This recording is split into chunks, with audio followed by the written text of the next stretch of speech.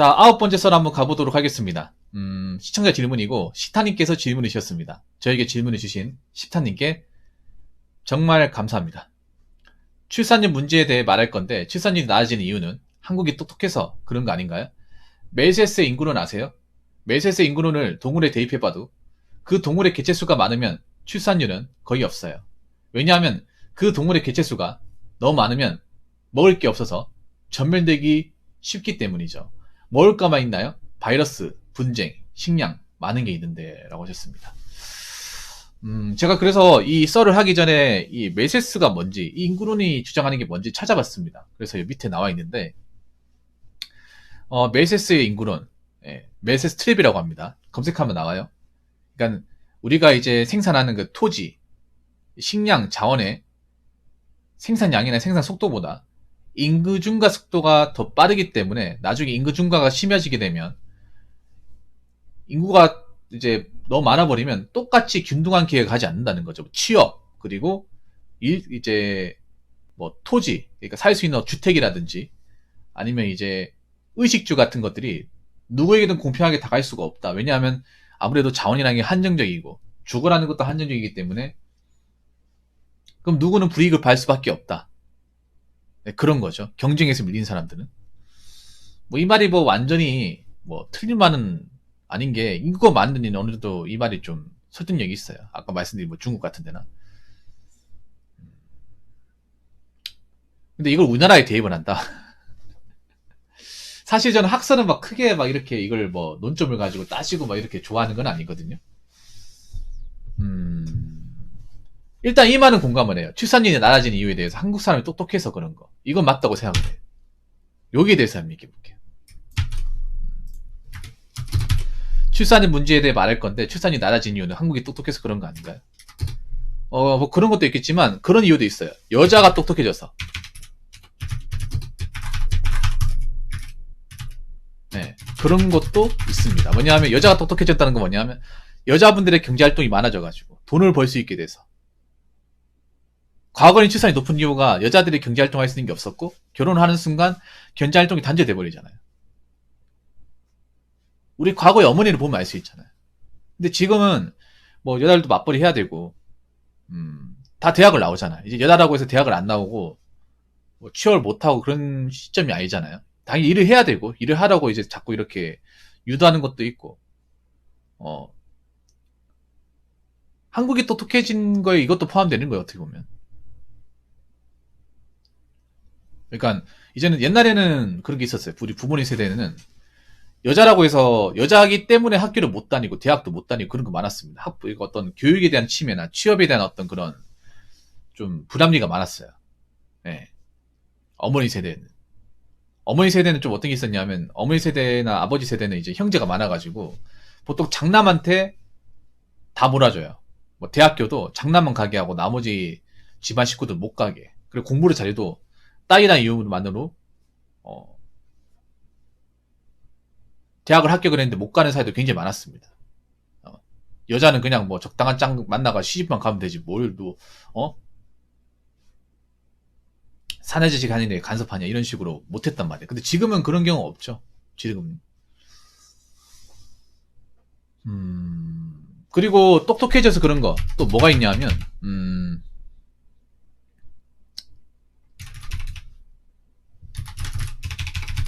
결혼 문화에 대해서 결혼 문화의 어떤 이 단점과 현실에 대해 젊은 사람들이 너무 많이 알아버렸습니다. 네. 이게 좀 큽니다. 뭐냐면 정보화 사회가 되면서 가장 내가 봤을 때 결혼에 대한 이미지나 어떤 시각차가 굉장히 변한 게 이 결혼이라고 생각합니다. 네, 이게 똑똑한 것도 포함된다고 생각해요. 뭐냐면 그전에는 결혼해도 누가 어떻게 사는지 잘 몰랐습니다. 결혼하면 어떻게 살고 결혼하면 이제 부부끼리 어떻게 사는지 결혼 안 해보면 몰랐어요. 결혼하는 게 당연하고 결혼을 해야 사람같이 살고 이런 것들이 이제 한국 문화의 기본적인 어떤 공통된 문화로 정착을 했습니다. 근데 지금은 아니에요. 왜냐? 이 결혼 문화는 현실, 이 남자가 짊어져야 되는 어떤 그런 가장의 무게나 결혼을 통해 살아가는 어떤 현실적인 부분이 적나라하게 나왔어. 굳이 결혼을 하지 않더라도 여러분 중에 누가 결혼을 해서 산다고 했을 경우에 어떻게 살아갈지, 내가 얼마를 벌어야 되고 어떤 대접을 받으며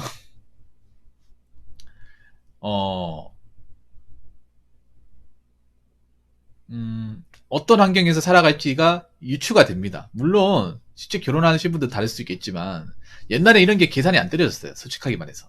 옛날에는 이런 뭐 데이터 같은 게 없었잖아요. 뭐 이혼율이나 뭐 결혼할 때 드는 비용이나 아니면 결혼하시는 분들이 얼마나 벌고 살아가는지 어떤 이유로 이혼하는지 몰랐어요. 옛날에는 결혼하면 다 잘 사는 줄 알았어요. 솔직히 말해서. 여러분 그랬지 않습니까? 지금 말고. 한 15년, 20년 전만 하더라도 이런 데이터가 없었을 때, 너희는 어떤 이혼율이나 어떤 걸로 이혼하고, 그리고, 결혼 문화에 대해서, 이제 어떤 결혼 문화의 어떤 현실이나 어떤 그런 안 좋은 점에 대해서는 몰랐습니다. 여러분 그거 아실 거예요. 사랑과 전쟁이나 프로그램 아시죠? 그게 맨 처음 시작했을 때가 1999년인가 그래요. 그거 나올 때도, 에이, 저 방송에서 어그로 끌려고 굉장히 자극적으로 만든 거라고 했는데, 이제 와서 보니까 그게 정상적인 거였어. 그렇지 않나요, 여러분들? 그때 나오는 게 오히려 더 건전한 거였어요. 거기 이혼 사회로 등장하는 것들이. 왜냐하면 현실은 더 심하니까. 더 말도 안 되는 일이 많이 발생하니까. 아, 저게 순한 맛이었구나. 그 당시에는 그렇게 생각 안 했어요. 그 당시에 이제 그 사랑과 전쟁이나 프로그램 했을 때는 뭐 현실에 저런 일이 발생할 수 있지. 다 잘 사는데 괜히 방송에서 어그로 끌려고. 그래서 예전에 그 사랑과 전쟁 방송할 당시에는 방송심의위원회 징계도 많이 받았습니다. 징계 많이 받았어. 너무 자극적으로 만든다고. 진짜예요. 찾아보면 나와. 근데 요즘엔 보면 그것보다 훨씬 더 자극적인 것들이 많잖아. 사랑과 전쟁은 뭐 자극적인 거 축에다 못 끼잖아요. 그래서 이게 제가 봤을 때는 똑똑해진 이유도 있습니다. 결혼에 대한 민낯처럼 사람들이 너무 많이 알아버렸어요. 많이 알아버렸어요. 원래 기존에는 결혼하면 다 행복하고 다 즐겁게 살고 좋은 점만 있는 줄 알았는데 이제 결혼에 대해서 사람들이 이게 결혼이 정말 행복한 게 맞는 건가? 애를 낳아서 사는 게 행복한 게 맞는 거에 대해서 의문을 제기하는 사람들이 많아졌습니다. 너무 많이 알아버렸기 때문에 이게 결혼의 현실에 대해서 너무 많이 좀 정보를 얻었기 때문에 그래서 결혼을 꺼려 하는 걸 수도 있다고 생각합니다. 그전에는 이제 결혼하기 전에 모르고 있다가 결혼하고 나서 차츰차츰 경험하면서 살아가는데 요즘은 결혼하기 전에 이미 어느 정도 다 안단 말이에요. 유부남, 유부녀의 삶이 어떤 건지 안단 말이죠. 네. 그리고 과거에 비해서 결혼했을 경우에 가정을 꾸리는 난이도가 훨씬 더 많이 증가했어. 네. 예전과 비교해서 결혼 난이도와 결혼 후에 가정생활의 난이도가 증가했습니다. 여기 계신 분은 남자분이니까 일단 남자분들 기준으로 내가 말씀드릴게요. 남자분들은 확실하게 증가했어요. 여자분들 증가했는지 모르겠지만 일단 남자도 확실하게 증가했어요. 그렇지 않나요? 예전 20년 전에는 아파트에서 뭐 시작하는 분도 없었습니다. 그냥 뭐 주택이나 그냥 이제 그땐 집값이 쌌으니까 뭐 집 때문에 결혼 못하는 이런 얘기 없었어요. 그냥 뭐 처음에 돈 없이 살다가 돈 모아서 뭐 분양받고 이사가고 그런 게 당연하게 여겨졌던 시기인데 지금은 그렇게 하지 않잖아요. 처음부터 이 아파트를 가야 되잖아. 근데 그 돈이 누구한테 나가겠어요? 보통 남자 쪽에서 요구하잖아요. 지금도 그렇잖아. 그리고 난이도 올라갔죠, 여러분. 그리고 결혼하려면 일반적인 지역 가지면 안 되죠. 좋은 지역 가져야 되지 않습니까? 이제 결혼을 아무나 하는 게 아니죠. 그리고 결혼 후에 가정생활, 가장으로서 역할. 요즘에는 뭐 내가 돈만 벌어오면 끝나는 게 아니죠.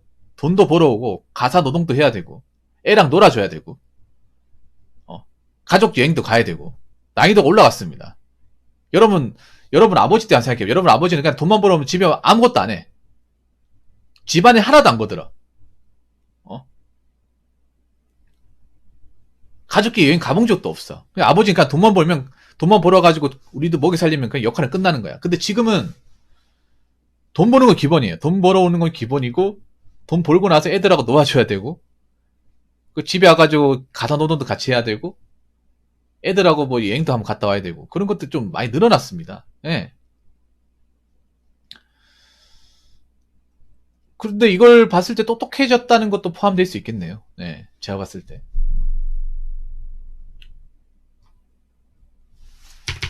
근데 저는 이론을 떠나가지고, 이론과 별개로, 우리나라가,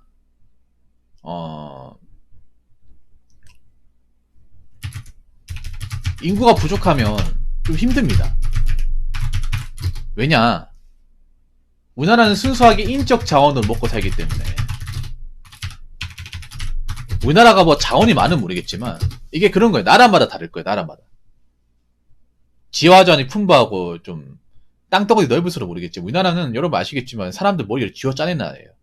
사람들 쥐어 짜내가지고 대한민국이 굴러가요. 애초에 우리나라 사람들이 부지런하지 않았으면 이만큼 성장하지도 않았어. 한번 생각해요, 여러분. 우리나라처럼 365일 주야 밤낮으로 이렇게 공장안이 굴리는 데가 전 세계적으로 없어요, 여러분. 전 세계적으로 없습니다. 그리고 밤새도록 공부하는 것도 없어. 외국에 있던 사람들 우리나라 수능 문화 보면 놀랜다고 하잖아. 이렇게 하는 데도 없어, 여러분. 없다니까, 여러분들. 이렇게 공무원 시험에는 어떤 고시 같은 게 이렇게 막 빡세도록 많은 사람들이 열광하고 막 그렇게 준비하는 게 없어요.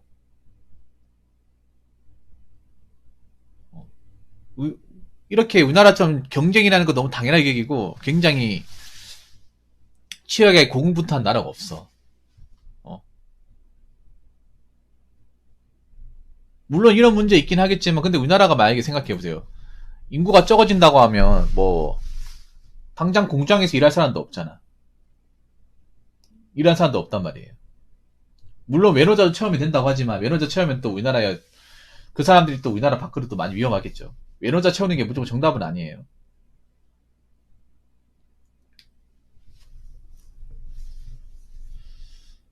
그래서 뭐 출산율이 낮아지는 거는 뭐 국가 미래를 봤을 때 좋은 게 아닙니다. 그리고 우리나라는 적당히 낮은 것도 아니고 심하게 낮잖아 이게. 여러분 여기서 우리가 알아야 될 게 있어. 뭐냐면 어떤 분이 댓글 달았는데 우리나라가 지금 출산율이 0.7명인 거 그렇고 서울이 0.5명이에요. 근데 여기서 우리가 알아야 될 게 있어. 이 0.7도 있잖아요. 순수하게 0.7이 아니에요. 여기서 한 0.1은 외국인들이 올려주는 거예요. 여기에 0.1이 조선족이야.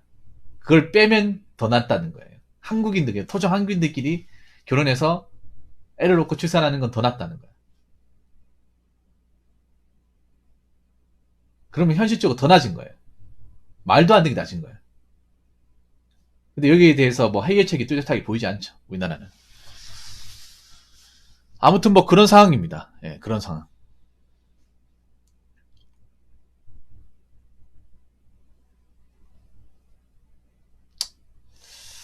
이렇게 얘기하니까 우리나라 참 미래가 암담하네요. 진짜 암담하네. 예. 근데 뭐 출산율을 어떻고 저떻고 이렇게 얘기하기 전에 일단 우리가 각자 먹고 살아야 되죠. 예. 능력을 가지고 먹고 살아야 되죠. 능력을 가지고 먹고 살 만한 이제 힘을 키워야 되지 않습니까? 그 힘을 누구한테나 있는 게 아니죠. 예. 근데 난 출산율도 문제지만 앞으로 앞가림 못하고 사시는 분들 많아질 거라 생각을 해요. 경제적인 쇼크 현상 때문에 뭐 빚지고 하신 분들이 뭐 이렇게 좀 해결을 못하면 좀 오늘 내일 그냥 뭐 하루살이처럼 사시는 분들이 좀 많지 않을까 생각합니다. 네. 이렇게 얘기하고 보니까 출산율이 마땅히 답이 없네요. 해결책이 많지가 않네. 예. 아무튼 제가 얘기할 수 있는 건 여기까지입니다. 얘기하다 보니까 또 중구난방이 돼버렸네요. 아무튼 저에게 좋은 주제를 주신 식탐님께 정말 감사하다는 말씀 전해드리겠습니다. 예, 다시 한번 감사합니다. 자, 이상으로 9번째 썰 마치도록 하겠습니다.